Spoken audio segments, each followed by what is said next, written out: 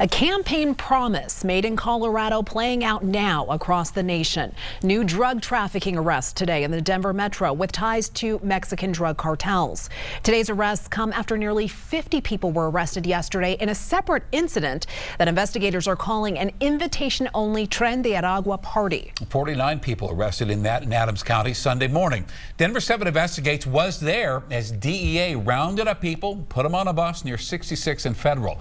Now, at least 41 people who were arrested are tonight in ICE custody. The DEA tells Denver 7 the raid was in the works for months before Trump took office. Denver 7 investigative reporter Natalie Chuck has been following the federal agency's movements all weekend long, including to a location today. So, Natalie, DEA says 2 undocumented immigrants were arrested in southeast Denver today. They have connections, they say, to 2 violent Mexican drug cartels. So what is the latest on that one?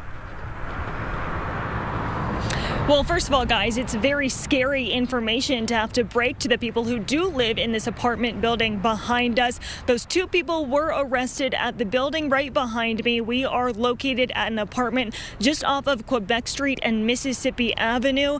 And those DEA agents today, most of them were here in unmarked cars, but still neighbors knew something was going on. This video, given to Denver 7 Investigates from an anonymous neighbor, showing a cluster of federal agents with the Drug Enforcement Administration. It was captured just after a raid at this apartment building. 2 people in the country illegally were arrested and will be charged. The DEA seizing 130,000 fentanyl pills, cocaine, meth, and heroin, leaving neighbors shocked at the magnitude. So see, that's pretty, frightening, you know? I have a 1-year-old, so it's not something you want to hear. Neighbors tell us this is where that raid happened, and you can see the damage left behind. Look at this door ripped off its hinges. The apartment itself is right over here, and by later in the afternoon, you could see that the apartment is already boarded up, but the damage is left behind. You can see it right along the wall, plus right here, the lock to that door left on the ground. In this, my neighbors? Yeah, on the backside. On the backside of this building or on the this building?